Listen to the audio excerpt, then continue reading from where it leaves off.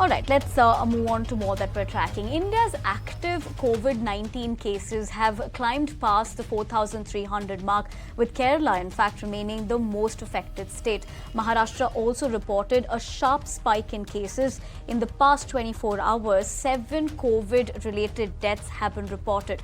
My colleague Isha Mishra is here with more details. This is definitely the recent spur in cases in the recent times, but it's also important to reiterate that there is absolutely nothing to panic right now, and that is the word that is coming in from the Health Ministry. They've been stating that we are ensuring that every person who gets tested positive is quarantined, and a lot of them are getting better with just a home quarantine. So at the face of it, it doesn't look like a dangerous bit of the virus. It looks like it is easily treatable at home.